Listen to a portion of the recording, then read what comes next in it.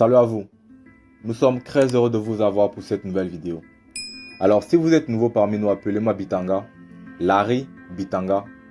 Aujourd'hui nous parlerons de livres. 5 livres qui nous sommes sûrs ont le pouvoir d'améliorer et de changer complètement votre vie. À la seule condition bien évidemment que vous les lisiez d'abord et par la suite que vous appliquiez tous les principes qui y sont contenus. Alors sans plus tarder, commençons. Livre numéro 1. Réfléchissez et devenez riche de Napoleon Hill. Contrairement à ce que le titre peut vous laisser penser, il n'est pas question ici du moyen d'acquérir des richesses matérielles uniquement. Il le dit lui-même. Ceux qui désirent se limiter à ce niveau sont libres de le faire, et qu'ils sachent que c'est le niveau le plus bas de la richesse, et qu'il existe au-delà des niveaux bien plus élevés qui ne peuvent s'évaluer par des chiffres sur un compte en banque. Ce livre est le résultat de 25 années de travail. Et durant ces 25 années, il a mené des recherches qui lui ont permis de conclure qu'il existe 13 étapes qui mènent au succès. 13 étapes qui mènent à la réussite, dont la toute première est le désir. Le désir ardent. Lorsque vous avez un objectif, lorsque vous avez un but à atteindre, vous devez désirer le résultat ardemment. Napoleon Hill, dans sa vingtaine, a fait la rencontre de l'industriel de l'époque le plus riche, du nom de Andrew Carnegie. Ce dernier lui a fait la proposition suivante: écrire la toute première philosophie du monde. Ayant accepté, par l'entremise de cet industriel, il a fait la rencontre des 500 personnalités les plus fortunées de l'époque. Sa mission était de les interviewer, d'écouter leurs histoires, afin de déceler les secrets qui leur ont permis d'amasser une telle fortune. Quel caractère ces personnes ont en commun, et par la suite de dévoiler ses secrets au reste du monde qui était trop occupé, n'avait pas le temps de se sortir de la pauvreté. Dans ce livre, vous avez 25 années d'expérience d'une personne qui a côtoyé les personnes les plus fortunées de l'industrie américaine. Livre numéro 2, Père riche, Père pauvre, de Robert Kiyosaki.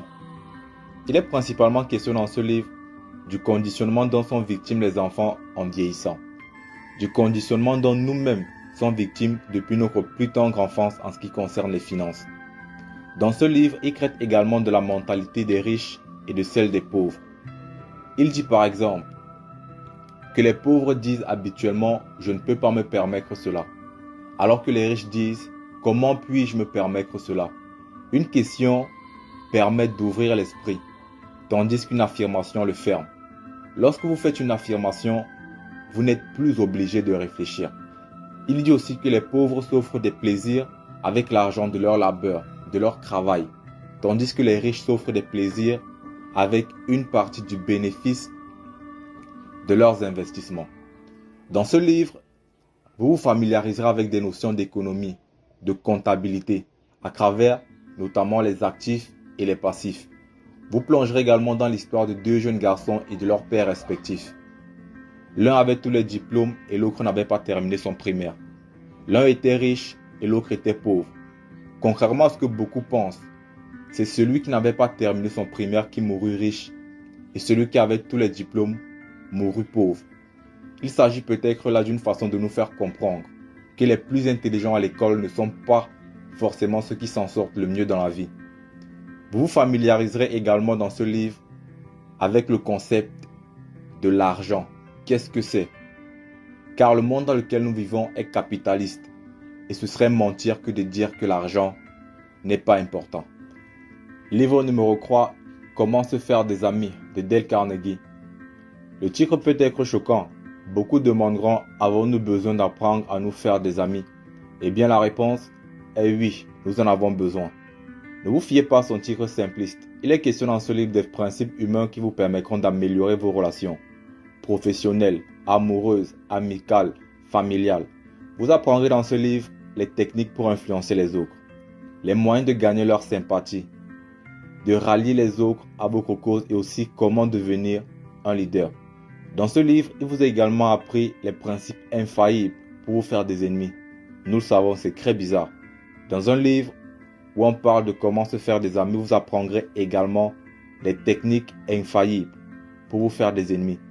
Dans ce livre, il vous est appris tout ce dont vous avez besoin de savoir sur le comportement humain, car on parvient plus facilement à se faire en étant diplomate. Dans une conversation, rien ne sert d'argumenter, rien ne sert d'avoir le dernier mot. Laissez-les croire qu'ils sont plus intelligents que vous. Laissez-les croire qu'ils ont le pouvoir. Si on aspire, si on veut aller loin, il est judicieux de se frayer son chemin avec le moins de friction possible, car les humains, nous adorons le conflit. Nous vivons en société avec des gens qui bien des fois ont des opinions, des façons de voir totalement différentes des nôtres. Mais nous devons cohabiter, nous devons vivre ensemble malgré ces divergences d'idées.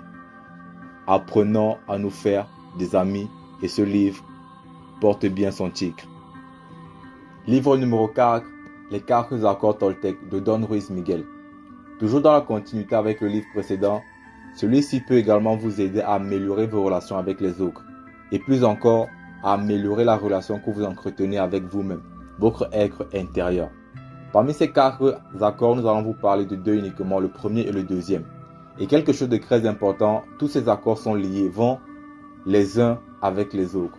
Le premier de ces 4 accords est que votre parole soit impeccable. Impeccable signifie sans péché. Et un péché est tout ce qu'on fait contre soi-même. Pour beaucoup, nous nous servons très mal de la parole. La parole, en vérité, c'est du poison émotionnel. Et très souvent, nous nous en servons pour détruire les gens. Alors, réfléchissez bien avant de parler. Les mots ont un pouvoir. Les mots sont un énorme pouvoir. Simplement par les mots qui sortent de votre bouche, vous avez le pouvoir d'aider quelqu'un à réussir ou à échouer. Vous pouvez construire quelqu'un avec vos mots ou alors le détruire. Le deuxième de ces accords est, quoi qu'il arrive, n'en faites jamais une affaire personnelle. Si nous vous disons par exemple que vous êtes une belle personne, vous êtes le plus bel être humain qui ait jamais existé, vous serez sûrement flatté. Eh bien, cela n'a rien à voir avec vous. C'est parce que nous nous sentons bien que nous vous disons de belles choses. C'est parce que nous allons bien avec nous-mêmes, que nous sommes positifs, que nous vous disons de belles choses. Et au contraire, lorsque nous allons mal, cela a des tendances à se répercuter sur les autres. Nous disons des méchancetés à toutes les personnes qu'on voit. Et ça, c'est parce que nous allons mal. Et si la personne à qui on s'agresse en fait une affaire personnelle, elle sera sûrement blessée. Pourtant, cela n'a rien à voir avec elle. Eh bien, quoi qu'il vous arrive, peu importe la situation que vous traversez, n'en faites jamais une affaire personnelle. Et l'auteur va même loin et dit ceci. Même si on prend une arme, qu'on vous la pointe et qu'on vous tire dessus à bout portant, cela n'a rien à voir avec vous. Alors, n'en faites jamais une affaire personnelle. C'est parce que les gens sont blessés qu'elles blessent les autres. C'est parce que les gens sont frustrés qu'elles frustrent les autres. Et les gens qui se sentent heureuses font simplement du bien aux autres. Cela, en vérité, ne nous concerne pas. Tout ce qui nous est dit, tout ce qui nous est fait, n'a rien à voir avec nous. Livre numéro 5, L'alchimiste de Paulo Coelho. Il s'agit ici d'un conte dans lequel, à travers les périples du personnage principal, vous pourrez tirer énormément d'enseignements. Vous vous reconnaîtrez peut-être en lui, car il est en train de tracer son chemin. Il est à la quête de lui-même. Ses parents voulaient faire de lui un prêtre, car pour eux c'est synonyme de prestige.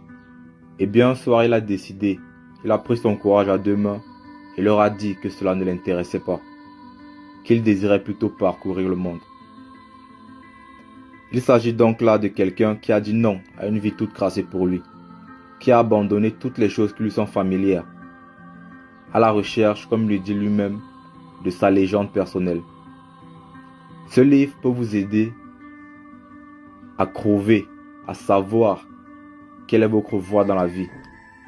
Ce livre peut vous aider à savoir si vous êtes sur le bon chemin. Cela peut être troublant. Vous nous demanderez sûrement comment savoir. Eh bien, votre voix intérieure vous le dira. La petite voix dans votre tête vous le dira. Votre cœur le sait. C'est étrange, nous le savons. Mais votre cœur sait déjà ce que votre cerveau essaie de comprendre. Lorsque vous êtes sur le bon chemin, C'est difficile à expliquer, mais en vérité, vous le savez. Merci d'avoir écouté et prenez soin de vous.